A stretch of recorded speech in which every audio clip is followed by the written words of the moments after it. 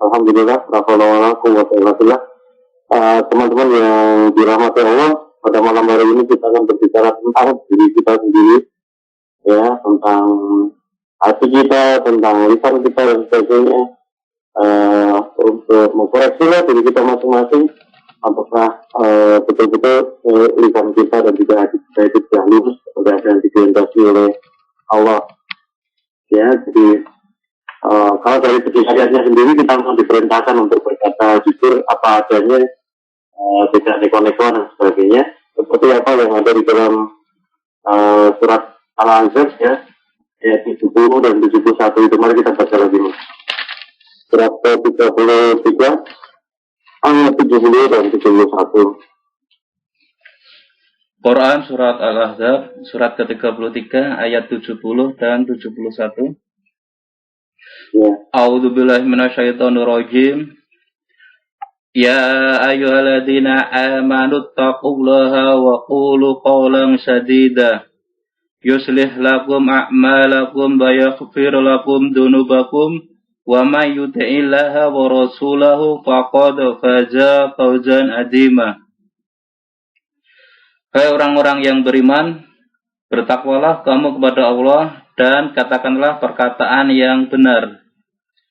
Niscaya Allah memperbaiki bagimu amal-amalmu dan mengampuni bagimu dosa-dosamu.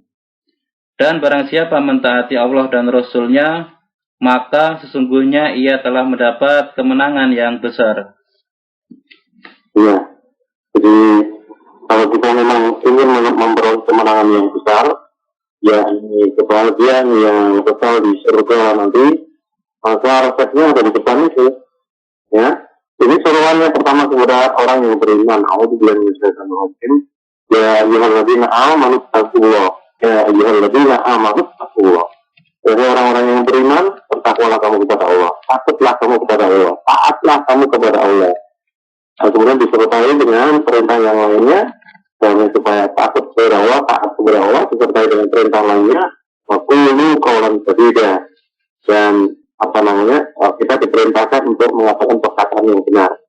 Artinya kita jujur, ya, hati kita, lisan kita dan sebagainya merupakan satu kesatuan, punya integritas moral, gitu ya.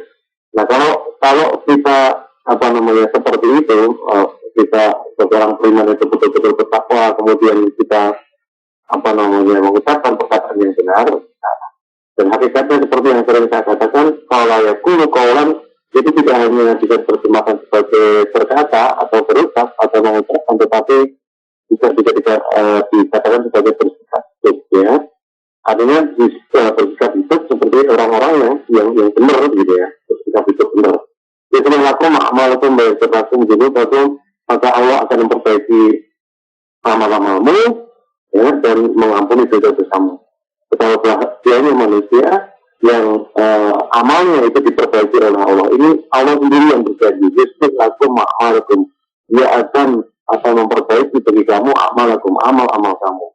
Wa yaghfir lakum dzunubakum, dan dia akan mengampuni bagi kamu dosa-dosa kamu. Ya, sama gitu. Amal kemudian juga dzunub, kan gitu. Wa may yuti'illah wa rasulahu faqad faza fawzan 'azima. Barang siapa yang taat kepada Allah dan Rasul-Nya, dalam konteks ini, wa may yuti'illah, barang siapa yang taat kepada Allah, tentu saja mentaati apa yang diperintahkan di depan tadi, supaya bertakwa dan juga supaya bersikap hidup dengan benar, atau mengucapkan perkataan-perkataan yang benar tadi, gitu ya. Dan juga tentu saja pola kehidupan yang dia amalkan, ya, yang dia jalani adalah apa seperti yang ditunjukkan oleh Allah dan Rasul-Nya. Kemudian dalam bahasa di depan, nama itu adalah barang siapa yang taat kepada Allah, maksudnya adalah barang siapa yang taat kepada Quran, karena Al-Quran itu adalah firman Allah itu sendiri, wa rasulahu, dan taat kepada Rasulnya. Artinya kita bersikap hidup sebagaimana dituntunkan oleh Rasulullah di dalam sunnahnya, maka pada fawzan 'azima, maka sungguh dia menang kemenangan yang besar. Kemenangan yang besar di dunia ini jelas terlihat karena dia mampu menunjukkan lawan itu, dia mampu mengalahkan setan untuk mendahulukan Allah dan Rasulnya. Kemudian kemenangan yang besar di akhirat tentu saja dapat balasan, dapat piala yang sangat besar, yakni berupa kebahagiaan yang kita di dalam surga nanti. Nah, teman-teman yang dirahmati Allah, apakah betul kita sendiri sudah melakukan perkara benar dan gitu ya? Nah, itu perlu kita senantiasa koreksi diri kita masing-masing. Tidak ada orang lain yang mengerti tentang solusi kita, hati kita, tapi kita sendirilah. Tentu saja bersama Allah dan malaikat. Tentu saja ya yang mengerti diri kita sendiri. Maka dari itu kita berusaha untuk senantiasa melakukan koreksi, introspeksi dan sebagainya. Malaikat pun kadang tertipu oleh hati kita.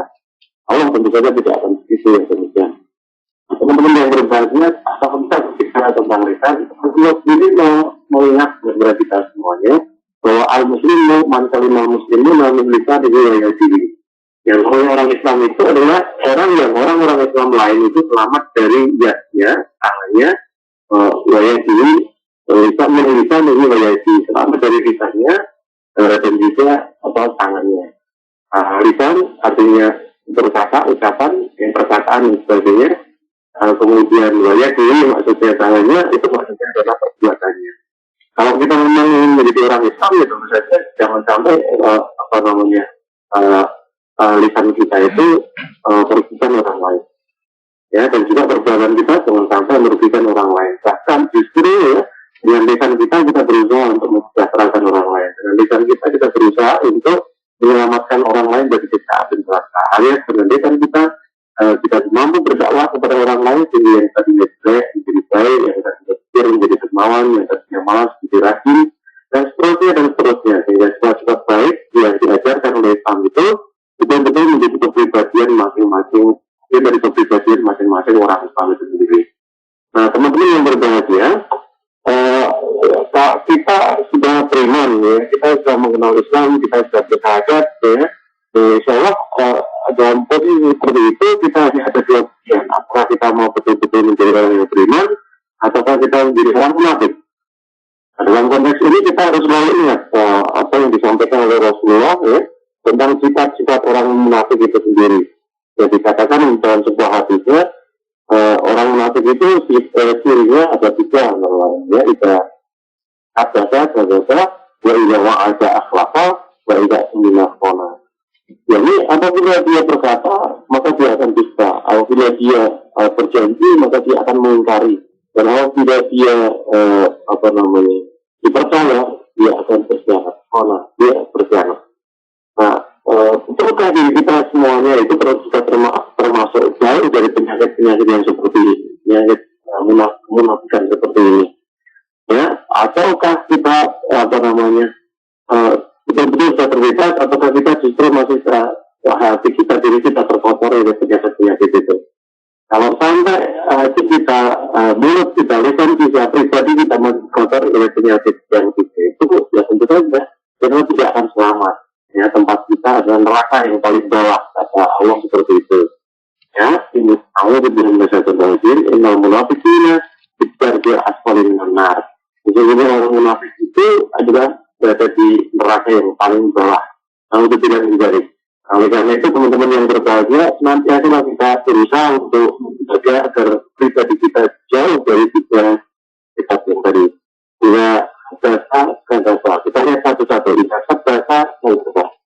Nah, betulkah kita telah mampu menjaga mulut kita, lisan kita, agar tidak berdosa? Ya. Sebenarnya semua orang itu mampu untuk tidak berdosa. Semuanya orang itu mampu untuk berbuat jujur itu ya.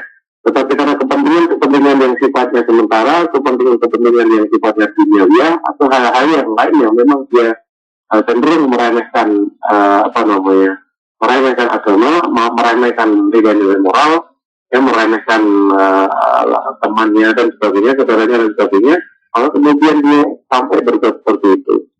Ya, nanti sore kita ke tempat rumah mulang, akhirnya tidak ke tempat rumahnya temannya, ya diam saja, tidak membatalkan.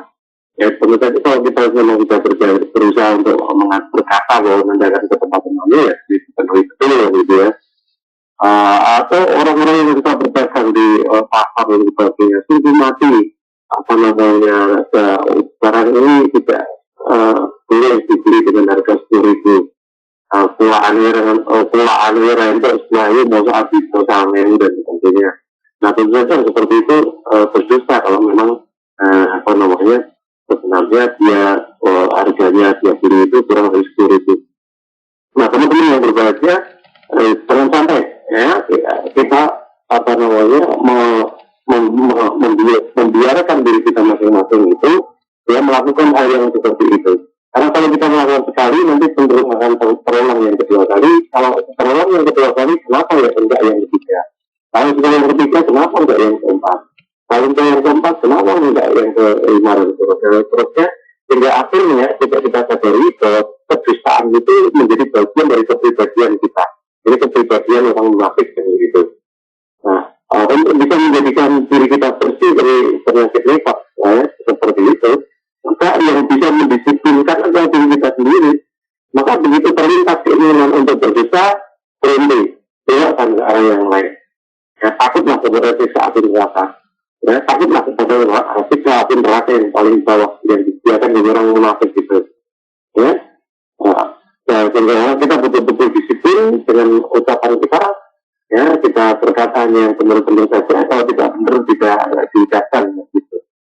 Nah, begitu juga ketika kita berjanji kepada siapapun seperti yang tadi coba di depan kita berjanji kepada teman kita dan sebagainya, ya kita tepati semuanya. Ada sebuah hadis dia yang menceritakan tentang seorang ibu yang memanggil anaknya, nak mari kemarilah saya beri sesuatu gitu. Nah, Rasulullah mengingatkan kepada ibu itu kalau kamu tidak mengucapkan untuk memberikan sesuatu, kalau kamu tidak memberikan sesuatu, maka kamu termasuk ini tadi, ya, mengingkari janji. Jadi mau ngasih sesuatu kok tidak ngasih kan gitu. Nah, oleh karena itu teman-teman yang berbahagia, jangan mudah-mudah kita untuk berjanji, ya. Tetapi kalau sudah berjanji, maksimalnya untuk ditepati, ya. Jangan sampai kemudian kita mudah-mudah sekali berjanji, tapi begitu mudah keluar untuk tidak menepatinya atau beri janji. Ya, kemudian yang berikutnya adalah tidak peminakona, dia dipercaya berkhianat. Nah, banyak orang seperti ini, terutama orang-orang yang mereka itu menjadi pemimpin, apalagi pemimpin politik. Ya, ketika mereka mau mencalonkan diri sebagai pemimpin, anggota DPR dan sebagainya, pemimpin tingkat kabupaten, seluruh atau pusat dan sebagainya, ketika mereka berkampanye, banyak janji-janji yang mereka ucapkan. Gratis ini, gratis itu, bangun ini, dan sebagainya. Bisa lapangan kerja ini, bisa lapangan kerja itu. Ya, ini sekedar untuk mendapatkan dukungan suara dari rakyatnya sehingga dia menang. Ya, tetapi kemudian ketika dia sudah menjadi pemimpin, akhirnya satu persatu janji-janji tadi dia ingkari.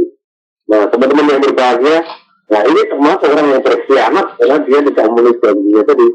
Ya, harusnya dia menjadi pemimpin gitu ya, melaksanakan apa yang sudah dia azamkan, niatkan, janjikan, tetapi justru malah dia ingkari janji. Ya, itu termasuk bagian pengkhianatan dari seorang pemimpin. Ya, apalagi masyarakat mengamalkan kepada pimpinan untuk memberantas KKN dan sebagainya. Tetapi ternyata dia malah melakukan KKN sendiri. Nah, yang keempat sebenarnya ada dalam hadis yang lain, ya, salah di antara sifat-sifat yang munafik itu yaitu tidak khotama fajar, yaitu apabila berperkara atau bertengkar dia itu curang. Nah, ini kalau ada empat sifat pada orang muslim itu ya itu apa namanya munafik plan gitu. Nah, gitu lah. Tentu saja kita tidak ingin disebut sebagai munafik tulen, ya. Ya, ini kalau berperkara dia curang. Nah, jangan sampai seperti itu. Justru seharusnya ketika kita berperkara kepada orang lain, kita senantiasa berpikir bahwa dia dan saya adalah saudara. Nah, umat Islam itu satu dengan yang lain, orang beriman itu satu dengan yang lain, itu digambarkan oleh Rasulullah sebagai satu tubuh. Ya, dalam keadaan sedih, dalam keadaan susah, solidaritas Islam itu dikatakan sebagai satu tubuh. Dalam keadaan untuk membangun maju ke depan, dikatakan umat Islam itu orang beriman satu dengan yang lainnya itu sebagai hal simbiani, ya sebetulnya atau bagikan satu bangunan yang masing-masing itu memperkuat yang lain. Nah, dalam konteks itu kalau kita memang berkeinginan menjadi orang Islam, memang berkeinginan untuk selamat di dunia wal akhirah. Tidak ada jalan lain kecuali kita senantiasa berusaha untuk mengendalikan lisan kita, ya, supaya tetap lurus. Tetapi kita harus pahami bahwa sebenarnya lisan kita itu tergantung dari hati kita. Nah, kalau hati kita itu tidak bersih, hati kita itu tidak lurus, ya otomatis lisan kita masih kesana kemari dan sebagainya. Nah, hati kita juga tergantung kepada iman yang diberikan oleh Allah kepada kita. Kalau iman kita tidak cukup, tidak baik di dalam bertuhan, ya, berkeyakinan, maka juga hati kita juga masih belok sana belok sini dan sebagainya. Oleh karena itu perlu kita pahami betul, ya, bahwa Rasulullah pernah berwasiat kepada kita semuanya, la yastaqimu imamu abdin hatta yastaqimu qalbuhu, la yastaqimu qalbuhu hatta yastaqimu lisanuhu. Jadi tidak akan lurus iman seorang hamba hingga lurus hatinya, dan tidak akan lurus hatinya hingga lurus lisannya. Jadi kita bisa maknai bahwa sebenarnya maknai terbalik sebenarnya, bahwa lurusnya hati seseorang itu indikatornya adalah lisannya. Kalau lisannya masih lisannya masih banyak berdosa, tidak jujur yang keluar dari lisannya, bohong dan sebagainya, itu artinya hatinya juga belum lurus. Nah, kalau hatinya belum lurus dengan indikasi bahwa lisannya masih mental-mental, bolak-balik dan sebagainya, masih banyak berdosa dengan lisannya tadi, gitu ya, maka berarti imannya belum benar juga seperti itu. Nah, teman-teman yang bersahaja, kalau sampai ada hal-hal indikator itu masuk, ada pada diri kita masing-masing, tetap sebenarnya harus kita tangani, harus kita atasi. Kalau tidak kita akan sekarang, kapan masih? Karena maut itu senantiasa mengejar kita dari belakang, dan juga yang kubur senantiasa menanti kita di depan sana.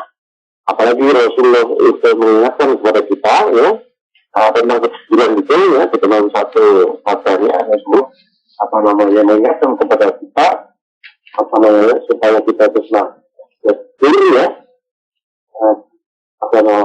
ayat itu disebut ini juga ya hati lahir, gitu ya, wajib atas kamu untuk berlaku jujur, ya, Pak ini juga ya hati lahir, karena sesungguhnya yang namanya kebaikan itu membawa kepada kebaikan, ya, membawa kepada kebaikan. Sedangkan kebaikan itu akan membawa ke surga. Jadi siapa yang tidak mau ke surga? Tentu saja semuanya mau, semuanya berharap. Nah, jalannya mudah sekali, terlempang di depan kita, yakni dengan jujur, ya, dengan integritas moral yang tinggi, dengan satunya antara hati, lisan dan juga perbuatan. Ya, apa yang diucapkan oleh lisan kita itu merupakan bagian dari kepribadian kita yang juga akan tercermin melalui amal kita. Jangan sampai amal kita dan lisan kita itu berbeda dengan hati kita. Karena kalau kita berbeda, ya seperti itu. Orang munafik itu nampak sekali lisannya indah, lisannya bagus, lisannya menakjubkan, ya, bahkan dipersaksikan di hadapan Allah dan sebagainya, tetapi sebenarnya hatinya sangat busuk, ya.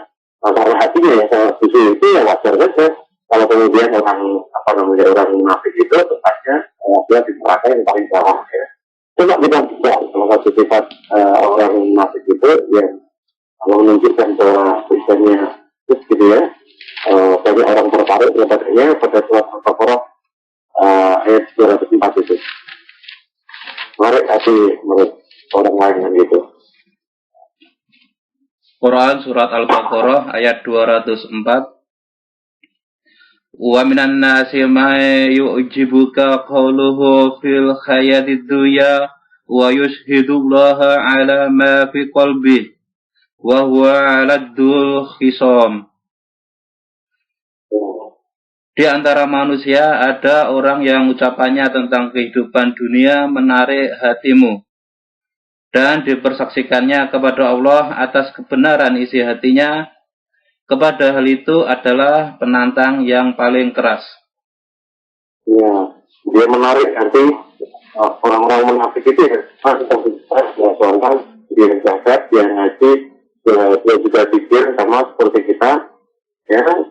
Mungkin kita lebih terlihat lebih banyak dari kita, suratnya lebih banyak dari kita, gitu ya. Ucapannya manis-manis, ya, bahkan bersumpah, bersaksi atas nama Allah, ya, sekali-kali ayat-ayatnya keluar, ya, orang tidak mudah tertipu oleh penampilannya dia, karena dia seolah nampak orang sebagai orang yang soleh, gitu ya. kalau nulis di status indah-indah bagus-bagus gitu ya. Kalau menasihati temannya juga bagus-bagus dan sebagainya gitu ya, biasanya dia betul-betul salah atau salah dan sebagainya, tapi hatinya sebenarnya busuk. Pengusahakan kepada Allah, kepada Rasulullah atau kepada apapun yang berinteraksi dengan dia itu betul-betul terjadi terulang, bahkan orang seperti itu kalau diingatkan itu malah marah-marah dan sebagainya, saya kecewa dan sebagainya. Harusnya orang yang beriman itu, kalau orang beriman itu kalau diingatkan sebenarnya bersyukur, alhamdulillah, karena hakikatnya dia akan masuk jurang neraka, tetapi kemudian dia kembali dipegang sehingga dia selamat. Teman-teman yang berbahagia, kalau masih ada indikasi yang seperti itu, kita biarkan ya, segera kita perangi, segera kita berantas ya.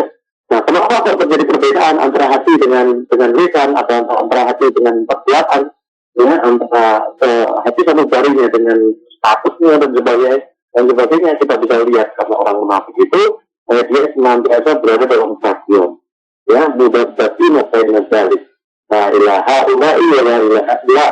Allah seperti itu di dalam surat An-Nisa, kita buka surat An-Nisa surat 4 ayat 143.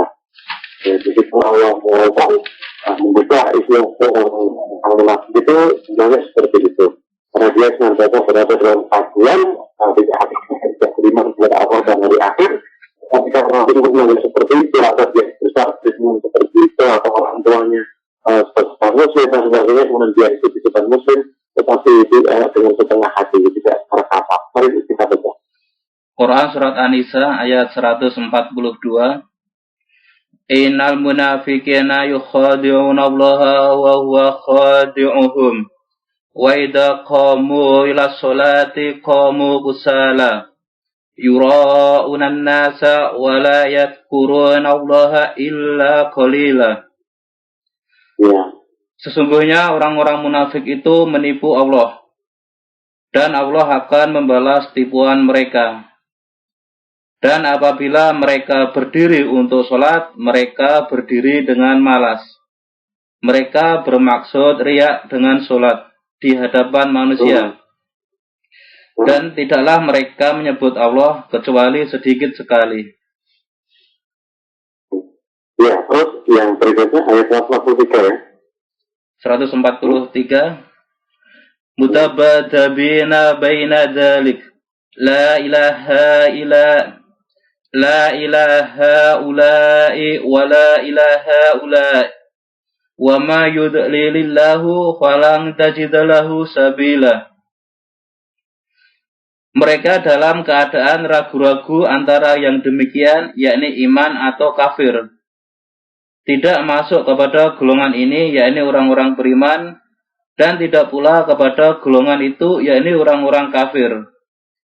Barang siapa yang disesatkan Allah, maka kamu sekali-kali tidak akan mendapat jalan untuk memberi petunjuk baginya.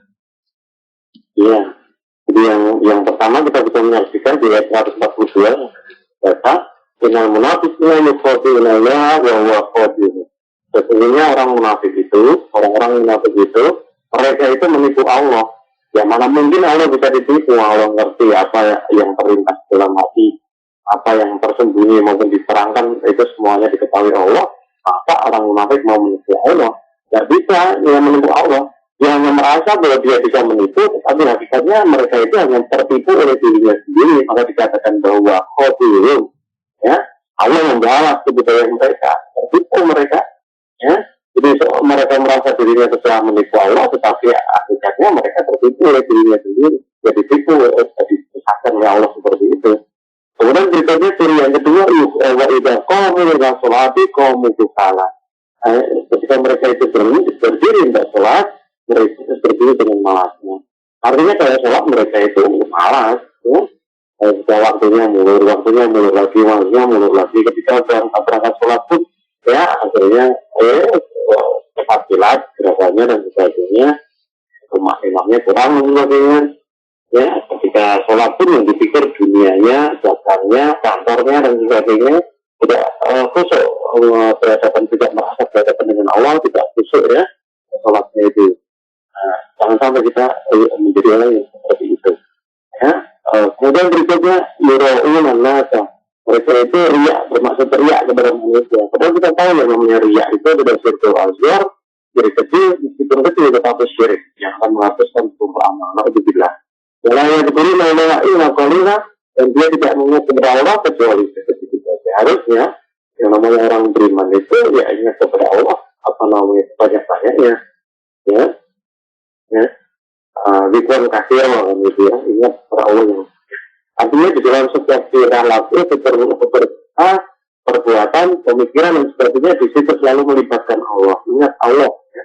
Nah, jadi Allah itu senantiasa mewarnai pikirannya, melalui mewarnai perasaannya, mewarnai hatinya, mewarnai tutur katanya, dan juga mewarnai perbuatannya. Itu yang zikran kasiran. Tidak hanya sekedar mengucapkan di mulut ya hayyu ya qayyum ar-rahman ar-rahim, tidak seperti itu. Tidak hanya seperti itu, tapi betul-betul mengingat Allah dalam setiap tutur kata, tingkah laku, pola pikir dan juga bangkah diatur dengan firman-firman Allah itu sendiri. Tetapi ini tidak, justru malah ayat ini malah ilah qaulillah. Yang kita tidak ingat kepada Allah, ya kalau ingat pun juga tidak bertaat, ya. Padahal apa namanya menurut Ibnu Abbas itu dia mengatakan bahwa yang namanya ingat kepada Allah itu maksudnya adalah taat kepada Allah. Kalau kita hanya ingat saja tetapi justru dilanggar ayat-ayat Allah atau firman Allah, itu namanya tidak ingat, gitu. Justru kita nekat yang namanya seperti itu. Ya, harusnya adalah ingat kemudian taat mengamalkannya, tetapi ingat malah melanggar, itu namanya nekat. Alhamdulillah. Kemudian berikutnya ciri yang berikutnya adalah modal jadi mereka itu senantiasa ragu. Mereka yang demikian itu la ilaha illallah wa la ilaha illallah, tidak menjadi orang mukmin betul dan tidak menjadi orang kafir betul. Dia setengah-setengah, namanya munafik kan gitu. Nah, yang namanya munafik itu apa namanya amalnya seolah-olah sebagai orang beriman tetapi hatinya busuk seperti orang kafir, begitulah.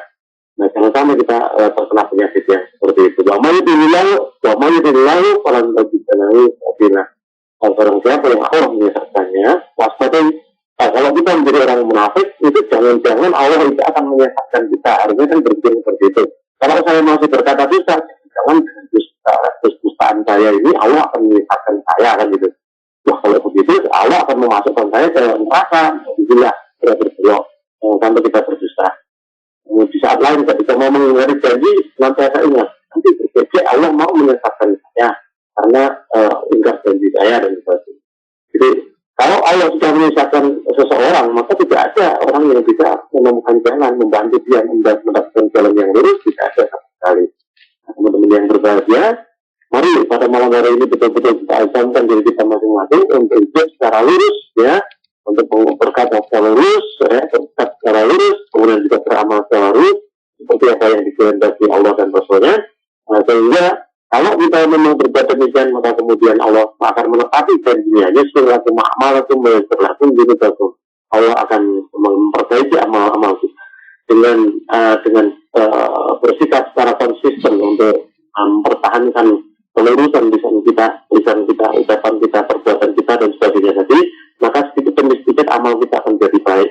Karena amal kita menjadi baik sedikit demi sedikit, maka akhlak kita pun akan menjadi baik.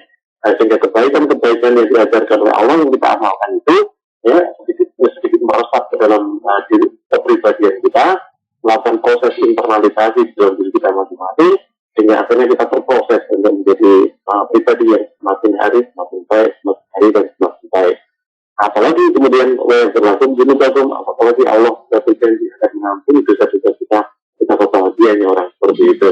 Mudah-mudahan kita teman-teman yang berbahagia kita termasuk orang-orang yang dipilih oleh Allah untuk diperbaiki apa namanya amal kita dan juga diampuni dosa-dosa kita, sehingga hidup di dunia ini tidak jadi muspro. Kita hidup 30, 40, 50, 60, 70 tahun, tetapi kalau akhirnya masuk neraka, iman-iman benar kita hidup seperti itu. Maka dari itu harus kita tumbuhkan kesungguhan yang sangat dahsyat untuk menjadi orang yang selamat di dunia wal akhirah. Di dunia ini berkarya sebanyak-banyaknya, banyak-banyaknya untuk menyelamatkan diri kita dari siksa api neraka, menyelamatkan keluarga kita, menyelamatkan tetangga kita, menyelamatkan teman-teman yang kita kenal maupun tidak kenal dari siksa api neraka. Mudah-mudahan yang seperti itu akan mendatangkan manfaat yang banyak bagi orang lain. Mudah-mudahan dengan seperti itu, dengan sikap seperti itu kita akan menjadi pribadi yang itu. Jadi kita sekali sebagai pengantar teman-teman sedikit terima kasih Ustadz. Untuk sementara belum ada pertanyaan yang masuk Ustadz. Mungkin bisa dilanjut kembali Ustadz. Baik, kemudian dalam hadis yang lain kita di yang sama yang tadi Rasulullah mengatakan kepada kita wa iyyakum bil kadhiba fa inna kadhiba yahdi ila fujur wa fujur yahdi ila nar. Waspadalah kamu terhadap dusta. Dusta itu akan membawa kita kepada kedurhakaan, dan kedurhakaan itu akan membawa kita ke neraka. Jadi orang yang dusta melakukan satu perbuatan dosa itu hakikatnya dia melangkah satu langkah lebih dekat ke neraka. Ketika kedustaannya diikuti dengan kedustaan lain, maka dia melangkah dua langkah lebih dekat ke neraka. Ketika kemudian kedustaan itu menjadi bagian dari kepribadiannya, artinya dia sudah berlari menuju ke neraka itu sendiri. Tinggal waktunya saja. Menunggu waktunya saja kapan Allah memanggilnya. Nah, perlu kita waspadai kalau itu memang sudah jadi kebiasaan, apalagi sudah jadi bagian kepribadian berdusta itu, maka sulit untuk dirubah. Ya, kita bisa menyaksikan teman-teman, kenalan, tetangga, keluarga yang mereka itu membiasakan diri untuk berdosa, ya, yang seperti itu betul-betul susah dirubah kan itu. Ya, dari itu teman-teman jangan sampai ya diri kita, pribadi kita itu terkontaminasi dengan penyakit dusta ini. Ya, karena hakikatnya penyakit itu yang akan geret kita, ya, dan rasa itu sendiri. Atau kita kerbau yang dicocok batang hidungnya, itu menurut orang lain itu malah tetap bau tadi aja manusia ya. Nah, yang mungkin kita akan rasa itu hakikatnya adalah kedustaan kita itu sendiri. Nah, maka dari itu betul-betul dijaga. Ya, meskipun kecil mulut kita itu, kami punya potensi yang sangat dahsyat untuk menghancurkan diri kita masing-masing. Ya, tetapi juga mempunyai potensi konstruktif untuk membangun akhlak manusia melalui mulut itu. Maka daripada kita hancur karena mulut, ya, karena kedustaan kita ya, yang diamalkan oleh mulut itu, mari kita gunakan mulut kita untuk belajar yang baik-baik, untuk menyampaikan yang baik-baik. Kita manfaatkan mulut kita untuk berdakwah, memanggil orang kembali ke jalan Allah, karena ucapan-ucapan yang menyeru orang ke jalan Allah itulah adalah ucapan yang terbaik. Nah, seperti apa yang disampaikan oleh Allah sendiri di dalam surat yang pertama kali kita baca di dalam surat Fussilat ayat 33, ya, di situ disampaikan Allah bilang menyelesaikan rojim waman asanu qawlan mimman da'a Allah wa amila salihah wa qala innani minal muslimin. Coba dibaca terjemahnya. Quran surat Al-Fussilat ayat 33.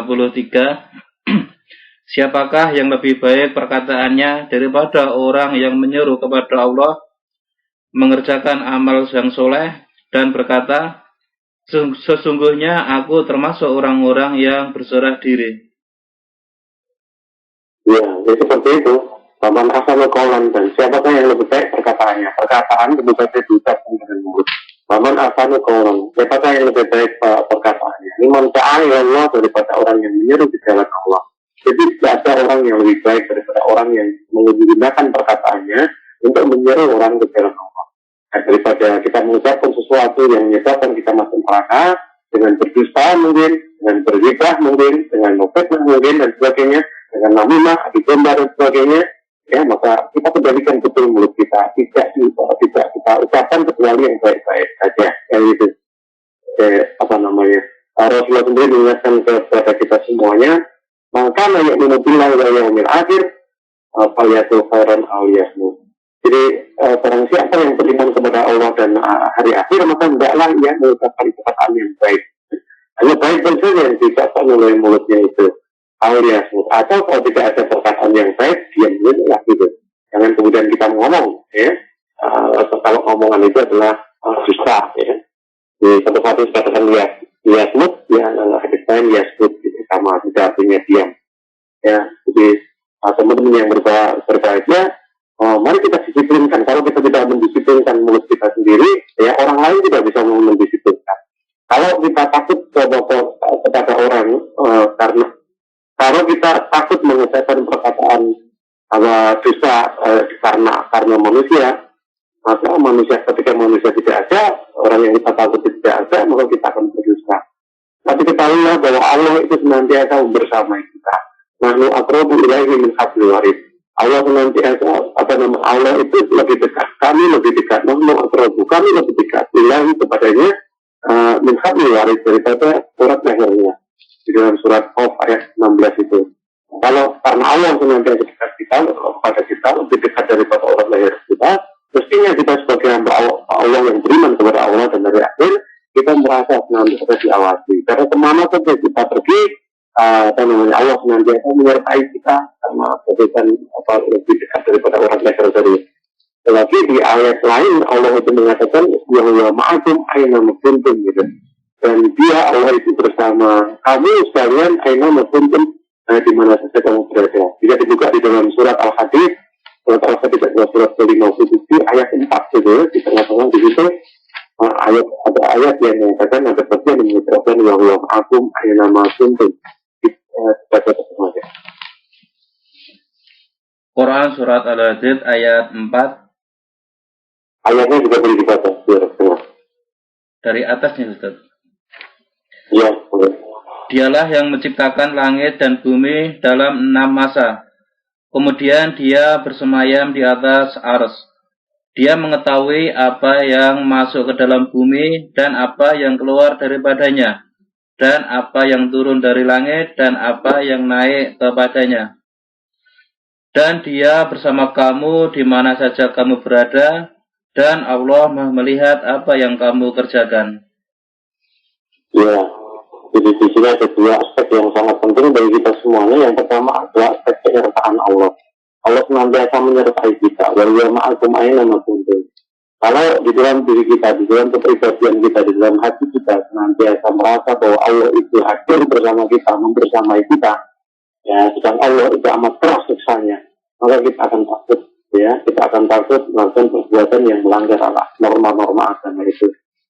Ya, kalau kita senantiasa merasa bahwa diri kita itu disertai oleh Allah, kalau kita akan bersemangat beramal soleh, maka Allah berjanji orang yang beramal iman dan beramal soleh itu akan selamat, dunia akhirat, akan masuk surga. Gitu ya. Nah, kemudian di sini juga ada aspek pengawasan. Pengawasan. Di situ dikatakan bahwa Allah bima ta'maluna basir, ya, dan Allah maha melihat apa yang kamu kerjakan. Allah senantiasa melihat kita, senantiasa mengawasi kita. Bahkan yang dilihat itu adalah apa yang kita kerjakan. Maka apa yang dikerjakan oleh Allah itulah nanti yang akan dinilai oleh Allah, yang akan diberi pahala atau diberi dosa, itu adalah amal kita itu. Kalau kita berkeinginan yang jelek, tetapi kemudian tidak diamalkan, maka keinginan itu yang dibatalkan itu tidak dianggap sebagai dosa. Tapi kemudian kalau kita amalkan keinginan jelek itu, tentu saja akan dibalas timbal. Ya, di sisi lain Rasulullah menjelaskan kepada kita semuanya, kalau orang berkeinginan baik, mempunyai niat baik, berazam baik, tapi kemudian terhalang dari sesuatu yang dia tidak mampu menghindari halangan itu, mengatasi halangan itu, ya tentu saja dia tetap akan dinilai sebagai satu pahala, satu kebaikan. Nah, mari kita perbanyak niat-niat keinginan yang baik yang kemudian kita realisasikan dalam kehidupan sehari-hari, karena hakikatnya realisasi keinginan dalam perbuatan sehari-hari itu merupakan proses internalisasi nilai-nilai akhlak, nilai-nilai moral ke dalam kepribadian kita. Nah, semakin banyak kita beramal soleh, semakin sering intensitas kita beramal soleh, frekuensi kita beramal soleh, maka semakin cepat pula kepribadian Islam itu akan terbentuk di dalam diri kita masing-masing. Akan tetapi semakin lambat, semakin malas, semakin tidak mau kita beramal soleh, ya semakin lambat pula kita di dalam membangun kepribadian kita. Nah, kalau berlambat-lambat seperti itu, kalau kita berlambat-lambat dalam kebaikan, itu patut dicurigai bahwa hakikatnya kita bercepat-cepat dalam kejelekan. Alhamdulillah. Jadi rumusnya sederhana. Kalau kita itu mencintai kebaikan, ya kita akan benci keburukan. Tetapi kalau kita dengan kebaikan kita bermalas-malasan, itu artinya kita mencintai kejelekan. Jadi hati kita tidak bisa dicampur, yang namanya iman tidak bisa dicampur dengan kekafiran. Yang namanya khianat tidak bisa dicampur dengan amanat dan sebagainya. Yang namanya kejujuran tidak bisa dicampur dengan kedustaan di dalam hati kita.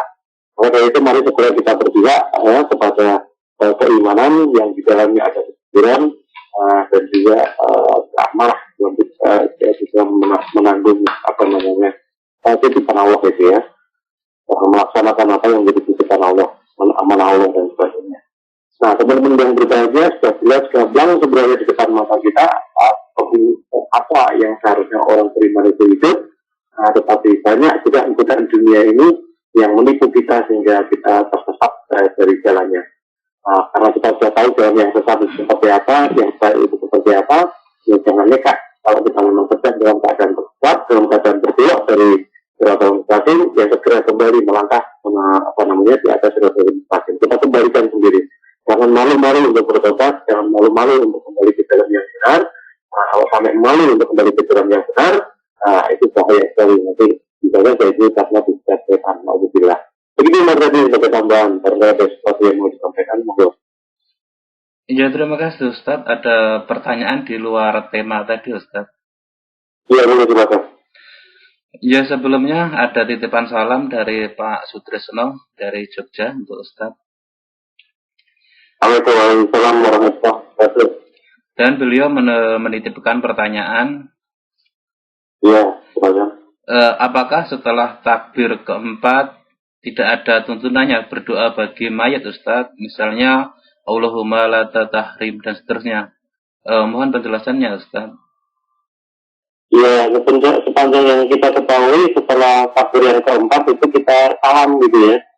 Jadi tidak ada tuntunan yang lain-lain, tidak ada bacaan yang lain-lain. Ya, kalau memang ada, kalau memang ditemukan panjenengan menemukan hadisnya, hadis itu memang sahih, ada bacaan-bacaan tertentu, ya boleh saja dibaca gitu ya. Jadi sepanjang kita ketahui memang belum ada, ya oleh karena itu ya tidak diamalkan. Takbir pertama kita baca Fatihah, takbir kedua kita baca sholawat, takbir ketiga kemudian kita baca doa untuk apa namanya ya si mayit, gitu ya. Kemudian dan sebagainya itu, kemudian takbir yang keempat, kemudian salam. Setelah itu sudah selesai. Ya, tidak perlu kemudian kita berdiri lagi di situ, kemudian baca-bacaan yang panjang-panjang seperti yang biasa dilakukan di kampung di desa-desa itu. Tidak perlu, cukup. Ya, kalau memang kita khusyuk betul mengucapkan doa kita itu, ya itu sudah baik. Tuntunannya seperti itu. Tidak perlu kita nambah-nambah dengan yang lain-lain. Itu maksudnya sih. Ya, terima kasih Ustadz. Ke pertanyaan lain Ustadz. Ya, menurut Bapak. Saya seorang istri. Apakah kalau mau menjalankan puasa sunnah harus seizin suami Ustadz? Mohon penjelasannya.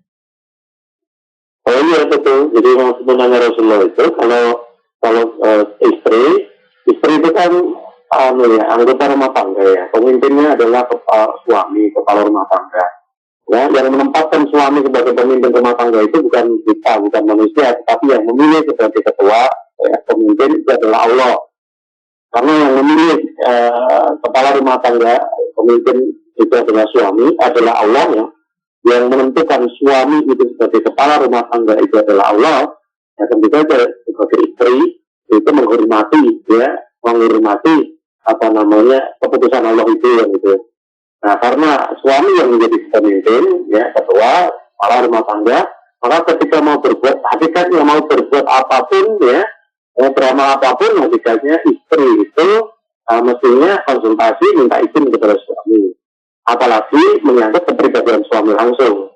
Ya, istri mau puasa. Artinya mau puasa itu menyebabkan suami nanti kalau punya keinginan untuk berbuat intim, berhubungan dan sebagainya, itu nanti suami akan terganggu. Pada itu minta izin dulu, siapa tahu suami merencanakan sesuatu yang gitu. Nah, kalau kemudian istri minta izin kepada suami kemudian diizinkan, ya silakan puasa kan gitu. Ini aturan Allah seperti itu. Nah, ketaatan kepada suami itu sudah pasti nilainya tinggi di hadapan Allah ya. Rasulullah sendiri Rasulullah sendiri mengingatkan tentang ketaatan istri kepada suami itu dengan mengatakan bahwa andaikan seseorang boleh sujud di hadapan manusia yang lain, orang yang lain, maka aku perintahkan istri bersujud di depan suami. Tetapi tidak demikian, manusia tidak boleh bersujud di hadapan manusia yang lain, maka tidak seperti itu. Tetapi hadis ini menunjukkan bahwa istri itu betul-betul harusnya di dalam menghormati suami itu sampai seperti itu, hampir mendekati penghormatannya kepada Allah itu sampai perlu disujudi dan sebagainya itu. Maka dari itu mestinya tidak menjadi keberatan sama sekali kalau istri itu hanya sekedar minta izin kepada suami kan gitu. Nah, jangan kemudian kita memandang bahwa minta izin itu satu keberatan. Jangan, istri meminta izin itu kita anggap itu sebagai satu berkah bagi istri sendiri. Karena dia kalau minta izin itu dalam rangka melaksanakan perintah Allah. Artinya dia meminta izin itu berpahala dan sebagainya. Kalau orientasi kita ukhrawi, maka seorang istri akan senang meminta izin kepada suami. Ya. Kalau dia diizinkan, alhamdulillah saya dapat kenikmatan moral nanti dengan puasa.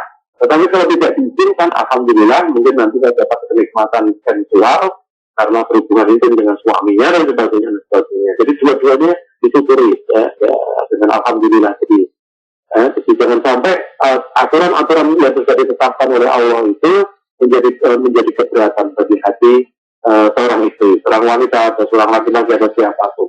Semua aturan yang ditetapkan oleh Allah itu hanya untuk kebaikan manusia, bukan untuk kebaikan Allah. Allah tidak butuh apa-apa dari manusia itu, tetapi yang membutuhkan itu adalah manusia, membutuhkan Allah gitu ya.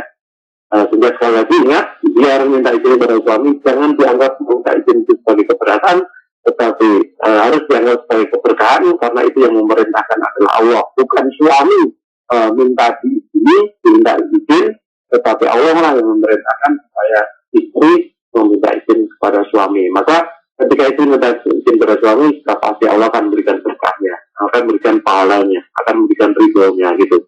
Begitu Mas Bukati. Terima kasih Ustaz, masih menambah pertanyaan tentang ini tadi Ustaz.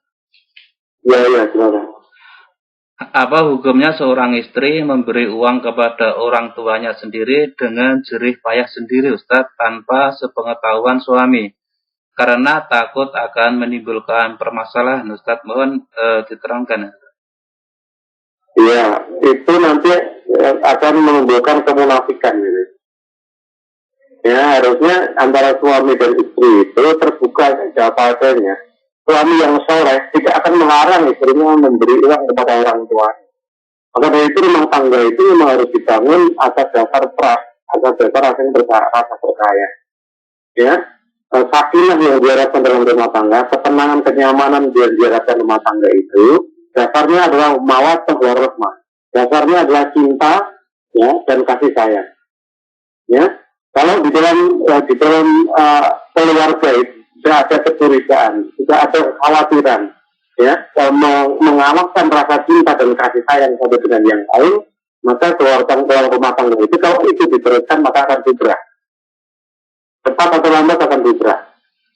Ya? Maka dari itu suami dan istri harus senantiasa meningkatkan rasa cinta dan kasih sayang. Nah, rasa cinta dan kasih sayang itu akan muncul, akan nampak di dalam kesetiaan satu terhadap yang lain. Nah, kalau suami itu setia kepada istri, ketika istri mau membantu orang tuanya, sudah pasti suami akan mengizinkan. Suami yang berakhlak karimah akan seperti itu. Ya, jadi Rasulullah sendiri mengingatkan, ya, sebaik-baik kamu, ya, adalah yang paling baik kepada keluarganya dan yang bersikap baik kepada keluarganya, dan aku adalah orang yang terbaik kepada bersikap yang terbaik kepada keluarga itu. Jadi seorang suami, seorang laki-laki yang berkedudukan sebagai suami, ya, mestinya dia berusaha menjadi suami yang baik, ya, dengan berbuat baik kepada keluarganya, termasuk kepada istrinya tadi. Nah, kalau memang mertuanya itu hakikatnya kan orang tuanya sendiri. Kalau mertuanya itu memang butuh bantuan, mestinya suami tidak merem. Kalau suami itu merem, maka itu artinya sudah tidak ada kasih sayang dan cinta dan kasih sayang di dalam keluarga itu. Kalau dia mencintai istrinya, kalau dia menyayangi istrinya, ya, maka dia juga harus menyayangi orang tuanya yang perlu bantuan lagi kan gitu. Nah, di satu sisi lain, istri yang mungkin ketakutan, takut, curiga, tidak diperbolehkan dan sebagainya, nah itu tidak menimbulkan rasa saling percaya, namanya justru kecurigaan yang tumbuh di situ. Curiga, khawatir dan sebagainya. Kalau suaminya melarang, kalau suaminya marah dan sebagainya, jangan seperti itu. Ya, rumah tangga harus betul-betul dibangun atas dasar trust, ya, atas dasar rasa saling percaya satu dengan yang lain. Ya, maka dari Yaitu komunikasi antara suami dan istri itu betul-betul harus dibangun dengan baik senantiasa. Ya. Nah, yang menghancurkan itu apa? Yang menghancurkan adalah sifat-sifat kemunafikan. Apakah itu sifat-sifat kemunafikan istri atau sifat-sifat kemunafikan suami? Itu sama saja salah satu di antara keduanya atau dua-duanya. Ya. Kalau istri dan suami itu sama-sama soleh, orientasinya hidupnya itu karena Allah saja, ya, untuk kepentingan akhirat, nggak mungkin situasi seperti itu terjadi. Apalagi cerai, nggak mungkin. Kalau dengan rumah tangga itu terjadi percekcokan, kecurigaan, dan akhirnya perceraian, itu sudah pasti salah satu atau keduanya itu hidupnya tidak sesuai dengan aturan agama ini. Nah, jadi harus berakhir dengan perceraian dan sebagainya. Nah, oleh karena itu sebelum bermuara kepada perceraian, ya, jangan kemudian terus-terusan. Terbuka saja sama suami. Orang tua saya pengajaran sekian, kekurangannya sekian. Saudara-saudara saya kurang mampu, saya orang yang mampu untuk membantunya, maka wahai suami izinkan saya untuk membantu orang tua saya. Ya. Dan berikutnya juga di sisi lain, orang istri yang bekerja dan kemudian mendapatkan uang, jangan kemudian merasa uang ini milik saya sendiri. Kenapa begitu? Karena hakikatnya istri-istri tadi itu mengurangi hak dari suami, ya, di dalam bertemu dengan istri, bermesra, menikmati kebersamaan di dalam kehidupan sehari-hari sudah terbangun karena istrinya kerja. Harusnya setiap saat suami bisa bertemu dengan istri, tapi istrinya kemudian kerja sampai siang, sampai sore, bahkan sampai malam dan sebagainya. Tetapi istri kemudian tidak merasa bahwa seperti itu mengurangi hak suami. Maka dari itu harusnya tidak demikian. Ketika istri itu bekerja itu gampang untuk membantu suami, sehingga tidak merasa uang itu adalah haknya sendiri. Karena hakikatnya istri itu memanfaatkan haknya suami untuk mencari nafkah, membuang haknya suami, mengurangi haknya suami untuk mencari nafkah tadi gitu. Maka dari itu tetap saja dikonsultasikan dengan suami, dimintakan izin kepada suami agar di dalam rumah tangga tadi tidak timbul benih-benih perpecahan, kecurigaan dan sebagainya. Nah, kembali ketika ingin membantu orang tua, konsultasikan dengan baik. Kalau suami mengizinkan, silakan. Kalau tidak mengizinkan, jaga dengan baik. Kalau tidak mengizinkan, ada indikasi suami tidak berakhlak karimah, harus dibangun kehidupan akhlak karimah sesuai agama itu. Nah, kalau ada ustaz, kiai atau orang yang dihormati, dia minta tolong kepada dia untuk menasihati suami yang suka melarang istrinya untuk membantu keluarganya atau membantu orang tuanya. Tapi rumah tangga itu bisa hancur karena perbuatan yang seperti ini. Ya, diam-diam suami membantu keluarganya, diam-diam istri membantu keluarganya, tidak terbuka satu dengan yang lain. Sehingga ketika suami membantu keluarganya banyak, istri tahu melalui belakang layar, akhirnya kecewa dan sebagainya. Nah, kemudian istri membantu orang tuanya, suami tidak tahu. Ya, kemudian akhirnya ketahuan suami suatu saat, akhirnya juga terjadi kekecewaan. Yang seperti itu akan menimbulkan kecurigaan dengan istri. Nah, kenapa sih kita tidak bisa terbuka kepada keluarga kita, suami kita, istri kita, ya? Apa yang menghalangi itu, ya? Maka kalau kita tidak bisa terbuka antara suami istri, itu pasti yang menghalangi setan. Yang berbahagia setan, karena yang menghancurkan itu sebenarnya adalah setan, kan gitu. Nah, oleh karena itu, untuk itu yang bertanya tadi, nah, jangan sampai kamu mengorbankan keluargamu hancur ya, gara-gara setan seperti itu, hanya karena ingin membantu sedikit buat orang tua. Yang pelan-pelan itu belum tentu signifikan untuk kehidupan orang tuamu, tetapi yang jelas signifikan adalah kehancuran rumah tangga, kehilangan rasa saling percaya satu dengan yang lain, kehilangan tumbuhnya rasa curiga satu dengan yang lain. Ya, alhamdulillah. Begitu maksud tadi mudah-mudahan disipan. Ya, terima kasih Ustaz untuk panjang lebar penjelasannya. Untuk sementara sudah tidak ada pertanyaan yang masuk lagi Ustaz. Baik, kalau sudah tidak ada, tidak perlu kita berpanjang, waktunya sudah lewat jam 7, jam 8 atau jam 10 di situ. Mudah-mudahan yang sedikit ini bermanfaat bagi kita semua. Kita akan kembali untuk menjaga lisan kita, lidah kita, mulut kita untuk senantiasa jujur. Ya, bahwa kejujuran itu akan membawa kebaikan, sumber kebaikan itu adalah kejujuran, dan kebaikan itu akan membawa ke surga. Jangan sampai kita biarkan diri kita digerogoti oleh sifat kemunafikan, berkata dusta, berjanji mengingkari, dipercaya, berkhianat, dan ketika berperkara dia akan curang dan sebagainya. Jangan sampai seperti itu. karena hakikatnya itu akan membawa kita ke neraka yang paling bawah. Mari kita berislam secara kafah, mulai dari ujung rambut sampai ujung kaki, mulai dari perbuatan, ucapan, ya, kemudian bisikan hati, pikiran, perasaan dan sebagainya, itu kita tata sesuai dengan kehendak Allah dan Rasulnya. Kita warnai semuanya itu dengan Al-Quran dan As-Sunnah.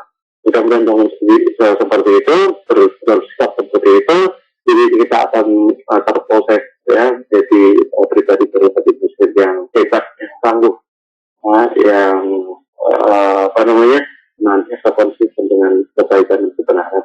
Kurang lebihnya saya minta maaf, waktu saya kembalikan. Assalamualaikum warahmatullahi wabarakatuh.